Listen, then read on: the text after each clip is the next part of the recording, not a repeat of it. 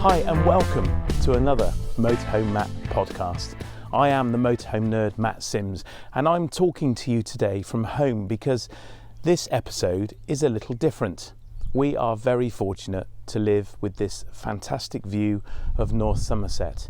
As you can see if you're watching on YouTube behind me, if you're listening in, our view stretches for miles.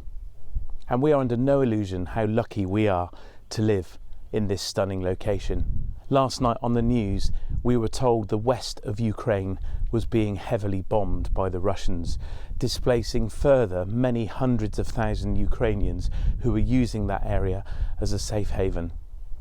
No doubt the news and images have reached many of us and have moved us to tears and for some to action. This morning I spoke with Jon Truscott, who has just got back from a drive to and from Ukraine in his motorhome. Jon was intent on taking action and did just that. Well, hi, Jon. It's great to meet you and welcome back to the UK. I see you're still in the motorhome. I presume you're not just home, are you? Pretty much, yes.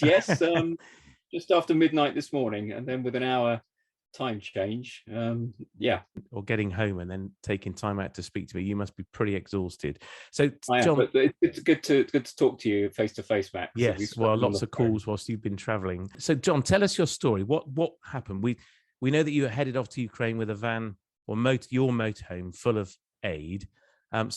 What happened? Tell us the backstory and then your experience of the trip.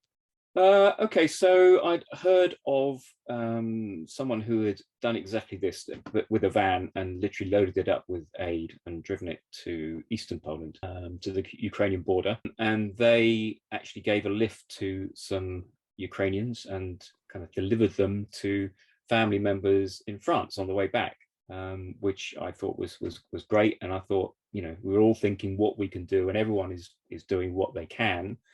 And I thought, well, I could do that. So my initial thoughts were, where do I get a van from? And then, of course, the penny dropped that I have a van on the drive, and it actually carries out, I now know, an incredible amount of aid.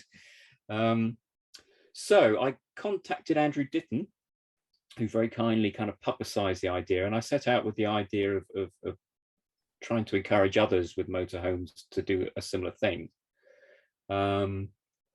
I then contacted these guys up here, help from Bournemouth to Ukraine, which is an organisation that has a massive amount of aid that's been gathered from all over the UK to get to Poland, and contacted them. And long story short, I drove my motorhome from Bournemouth to Poznan in Poland, full of aid.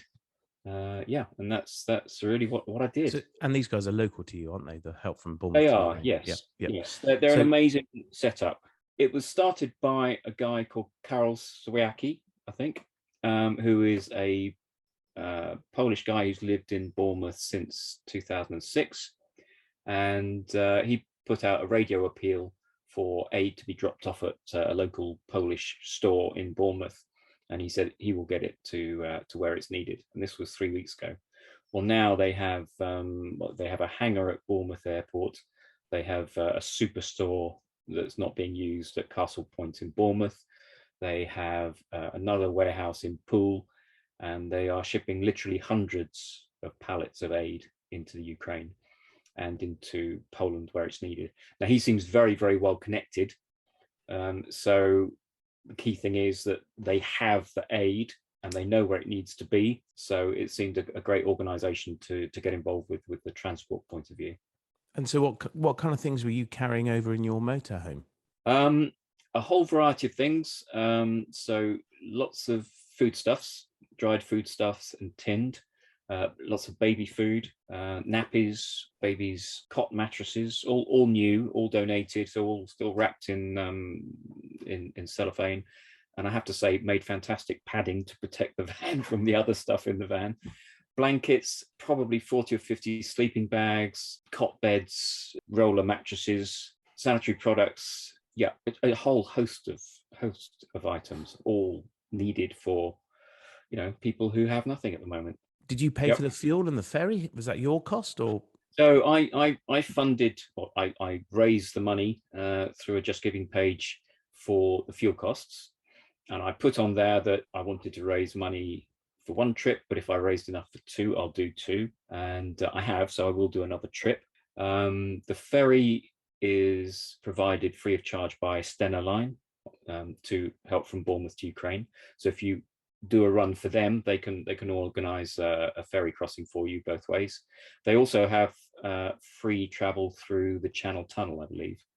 So getting across to the continent is straightforward and free.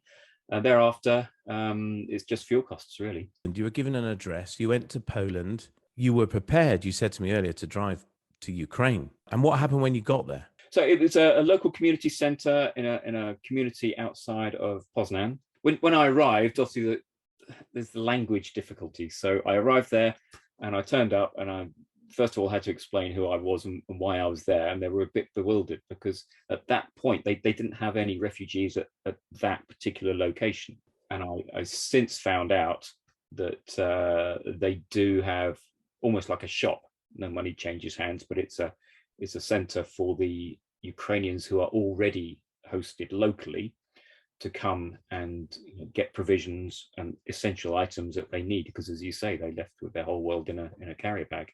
Was there a risk that they thought you turned up to have a holiday because you're in a motorhome? I mean, no, they were a bit bewildered to see me, because they weren't expecting me. But once they realised why I was there, they were absolutely delighted, because they already had aid that they were distributing to these local families that were hosting Ukrainians.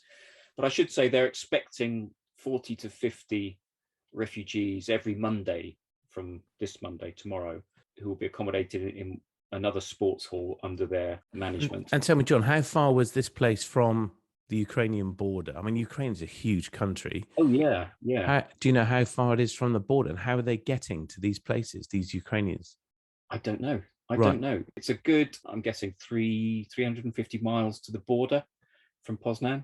The nation of Poland are doing an absolutely incredible job. I really tried to talk to people about how they were coping, what they thought their government was doing, where they thought it was all going. And everyone just said, we must do this. There's no ifs or buts. There's no reluctance. No one appeared to feel it was a burden. Everyone was pulling, for the cause. These folks have traveled 350 miles from the border to get to this place, and they may have lived 100 miles inside Ukraine. Oh, they might. I mean, most likely they've lived further into Ukraine than that, because obviously the war is mostly in the east and the south and the surrounding areas of Kiev. So I think it's 700 miles across Ukraine. So if you left from the east of Ukraine, that's 700 miles plus, the journey into Poland. But the Polish authorities have got it very, very well covered. So I think they would have had assistance from the border to the various refugee centres around Poland.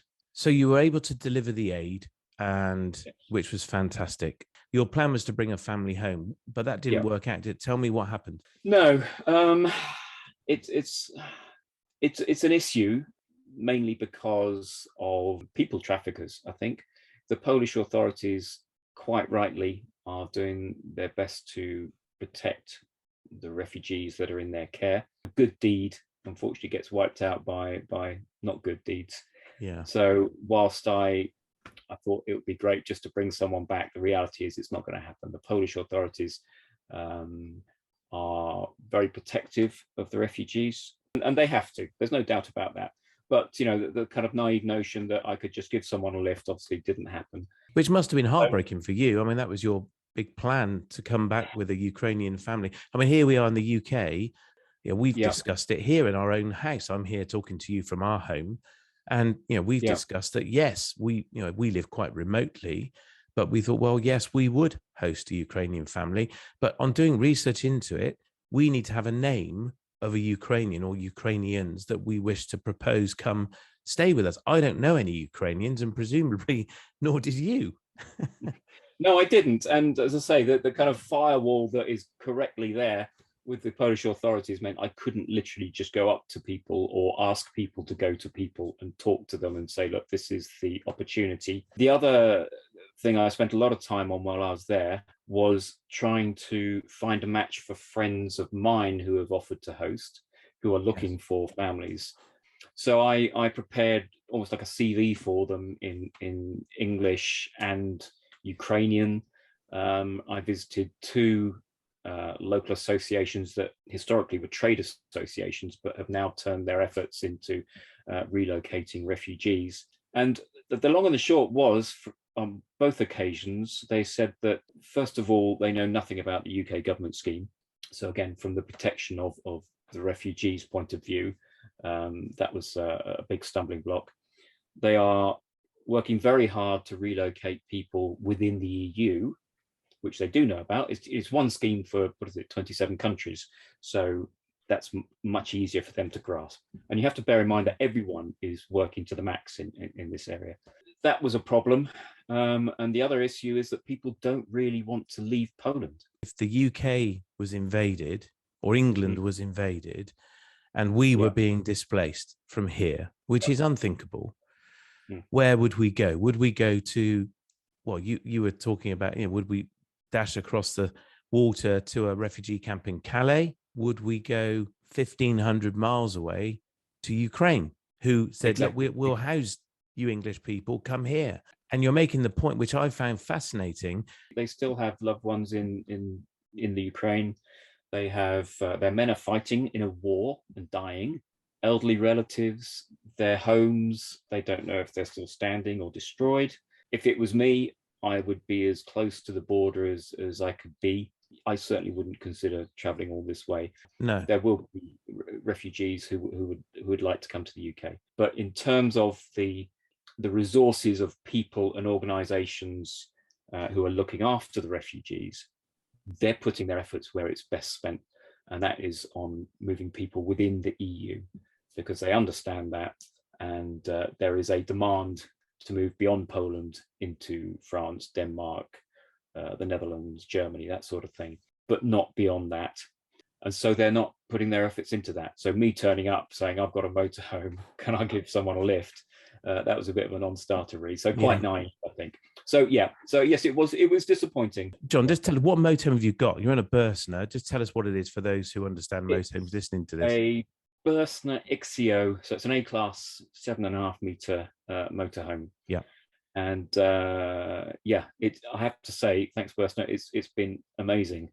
The drive over and the drive back was effortless, really. And it went with 750 kilos of payload in it. And it was great. I did 28 miles to the gallon. That's pretty healthy payload, which I presume you filled with all of this kit that you were able to take over. Yeah. I mean, heavy stuff down low, lightweight stuff filling up all the empty spaces. It's amazing how much you can actually get in a motorhome. It really is. So people listening to this, many of them will have a motorhome and think, well, I imagine a lot of people will be very nervous about bringing refugees back in their motorhome. And there will equally be lots of people listening who are frustrated that they, like us, have signed up their home for the Homes for Ukraine, and there's some frustration. But your message then would be, look, don't be frustrated, help, do something else. And there's lots that people can do. And what call to action would you give people who are listening to saying, my view is don't do nothing, do something. But what can people do? There's a world of things people can do. But if I could just give it a bit of perspective from actually having been over there and talked to people and seen it. So there are 10 million refugees from the Ukraine. 6.5 million are displaced internally. 2.2 million are now crammed into the west of the Ukraine. There are over 2 million in Poland. The scale of the problem is huge, and we have to do something. We can't just sit back and not do anything. So I've been over there and I've seen all these people, and they're all amazing. They're working hard. They're volunteering their time, and they need to be supported. One country cannot support that number of people coming in within a month on its own. So we have to get aid there. So from my point of view, having actually driven over there, kind of chosen to focus on the logistics of it, shall we say. We've got aid in the UK. As I say, Help from Bournemouth to Ukraine have hundreds of pallets sitting, waiting to get transportation over there. They know the area, they know Poland, and they have the contacts to know that in my case, I took a relatively small consignment, 750 kilos, to a smaller need. The big need, they can service with articulated lorries, and they can go to where they need an awful lot of aid, but it's targeted, which I think is a great benefit of them knowing what the need is. So logistics is what it's all about. And initially I tried to get going with motivating motorhome owners to drive over in their motorhomes, which is absolutely valid. If you don't want to take your motorhome, borrow a van, hire a van. If you've got a horse box, fill it up, whatever it is. And a vehicle of that size is valid. That's what you're saying is, absolutely, yeah. These smaller vehicles make a difference. They do, yes. Yeah. And in terms of how to go about that, well, in my case, I simply put together a Just Giving page and said, pay for my fuel. Everything else is down to me. And I've got enough for over 2 trips. Any excess I can donate to Help from Bournemouth to Ukraine. I'm hoping that we can perhaps motivate industry to donate vehicles or donate towards the cost of renting vehicles. And again, any excess I can put towards that. I suppose my battle cry really is to the leisure vehicle industry. If you have a vehicle that you can spare, or if you can fundraise within your premises enough money to rent a van, then do it. It's not difficult. Get it rented, get someone down to Bournemouth, fill it up with aid, drive it over there and drive back. And that's all we're asking people to do. It's not difficult. And Bournemouth, Help from Bournemouth to Ukraine are one of many charities doing exactly this, absolutely. aren't they? And these guys were local to you, but people they can do their own research on where they can find a charity close to them that's doing the same thing. So your call to action to the leisure vehicle industry is there's help needed now in terms of donation of vehicles and resource and funds for vehicles. So that's noted. And for the individuals listening to this, they can help as well. Maybe they can just drive. Maybe they don't have a motorhome or van, or don't want to use their motorhome or van, but they could drive. All you need is 4 or 5 days free and a passport these days. And that's it. What do people do if they say, well, okay, I've got a week off, I'm retired, I've got some holiday? What could they do? Do they contact the charity that's doing the aid, or is there somewhere else they go? You have to have aid to take. So you have to contact a charity of some description. I keep supporting these guys because they have grown at such a pace. Someone described it much better to me. They shouldn't be called Help from Bournemouth to Ukraine. They should be UK Help from or via Bournemouth, because they are collecting aid from all over the country, from Scotland south. If you do help with these guys, then you won't just be concentrating on South Coast aid, and if you're from the Midlands or whatever, you don't feel that they're not representing you and your community, because they're representing the UK really. You have to have the aid. So find a charity. The great thing again about these guys is they know exactly where it needs to go. They've got contacts in Lviv. They're getting aid all the way through, food aid all the way through to Odessa and to Kiev. So people are actually having food to eat, because people are starving over there at the moment. If people can't do that, just give money. I mean, presumably these guys are fundraising as well, are they? They are indeed, yes. If you go to their website or to Facebook, or just Google Help from Bournemouth to Ukraine, they are using money to buy food locally where they can. They have their own vehicle now. They're making regular runs across the border, with local folk, as I say, down as far as Odessa and beyond. So they need money as much as aid. As I say, they've got aid in pallets waiting to go. But they've got to get it there somehow, and they've got to make it happen, and that takes cash. I know in Bristol, where I live, there was a call for translators, Ukrainian-speaking people who could translate. Our local children's hospital is now housing very poorly Ukrainian children who have cancer, and they were lifted out. It was on the BBC News just 2 days ago. I think 600 children were lifted from hospitals in Ukraine and have been brought all across Europe, and Bristol's Children's Hospital has some now staying there. So even if you can speak Ukraine, then you can help by offering to translate. Absolutely, yeah. And they're desperate for that in Bristol. So if you're listening and you speak Ukrainian, please get in touch with the Bristol Children's Hospital. They need your help. So there's plenty of ways that people can respond. I think, Jon, you would agree with me. The main message that we want to get across is, you see this on the news and it's heartbreaking, and we watch it sitting in the comfort of our front room thinking, oh, that's awful. Don't do nothing, do something. Absolutely. And even if that is donating a tenner, just get on Facebook, get on the internet and Google a charity that needs help. Really, Matt, just to say, if people can just put their brain to the idea of, can I get hold of a vehicle? Can I blag a vehicle? Can I borrow one? Can I crowdfund enough to rent one? The industry particularly. I'm going to spend a few days this week contacting local businesses. And it could be a van or a motorhome, can't it? I mean, absolutely, yes. Just a vehicle. I kind of sense there's a bit of reluctance from people to use their precious motorhomes. These are cherished vehicles. The guys who helped me load it were willing to split pallets and put soft stuff against the walls and all the rest of it, and just rearrange the cushions against the walls. There is not a blemish on it. There's not a single mark. There's a little sticky bit of sellotape on the window where I put a poster, but that's it. Your home will not suffer from doing this, but your sense of doing something will. There's a Facebook group that you're very active in. Tell us more about that.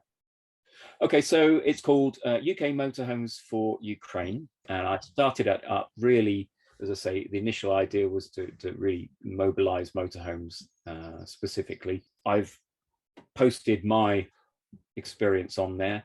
I haven't really covered the journey back yet, but certainly going there and what I encountered there. I'm very happy to use that as a kind of touchstone, if you like, for people who might be interested in helping.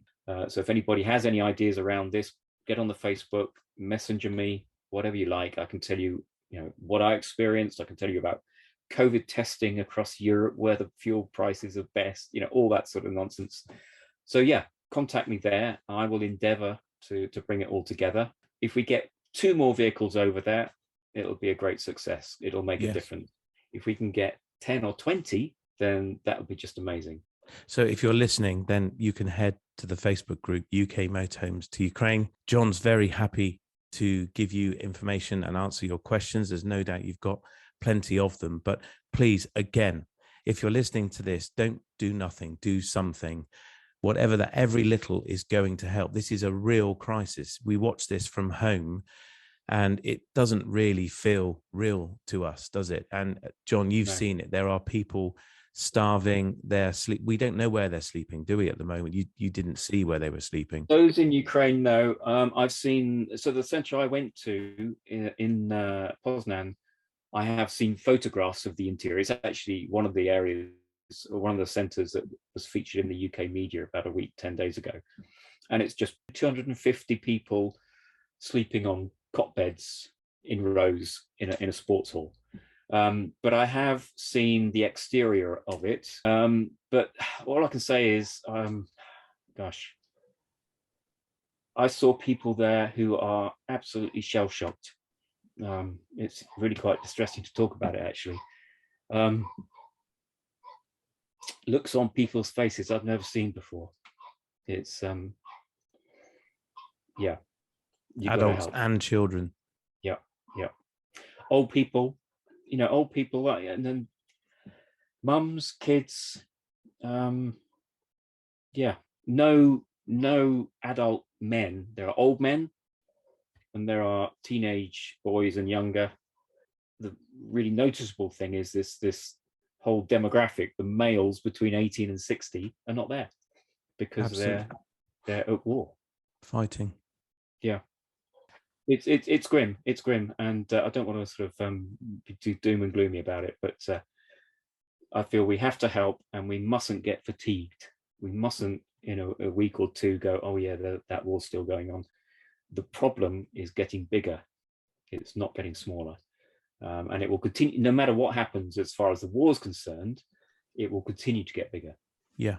For quite a long time to come. So this kind of effort can't diminish. And it's close to home. It's a day's drive away. We can make a difference, can't we? Yeah, absolutely. Absolutely. Jon, thank you ever so much for taking time out as sleep deprived as you are. And yes, sorry, I've not been too eloquent today, but not to mention losing an hour as well, which hasn't helped. Yes, absolutely. But John, I wish you a well-earned break, and we will Thank you. definitely be following your next trip with interest. Okay, and thank great. you for taking the time to speak to me. Well, thanks for getting involved, Matt, because we're, as I say, we're all doing our bit in our own particular way. We all find a little niche that we think we can make the best contribution, and obviously your efforts are very much appreciated as well, because getting the message out is a huge part of increasing the aid and the help. Yes, indeed. Well, we will do our bit, certainly. Thanks, John. Cool. Thanks, Matt. Wow, what a story. How has that left you feeling about the situation in Ukraine?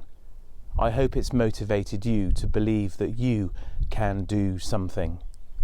I would hope that you don't just do nothing. There will be something you can do, some action you can take. If it's just giving £10 to a charity that needs your help. Close to our own family, we have friends who are raising money. They are in Romania raising money for a chap who is driving his van to and from Ukraine, bringing Ukrainian families to safety in Romania. If you use Google or Facebook, you will, I'm sure, find a community group or church group that need your help, that are raising money for a cause that they are trying to serve. Maybe you can drive, or you have a van, or you have a motorhome. Maybe you can drive someone else's van, or you can lend a van. Whatever you choose to do, please don't do nothing. Do something. I hope this podcast episode has moved you to believe you can help and be part of a movement from the UK. Please, let's unite. Let's stand together for Ukraine and help. Take action. Do something. Thank you.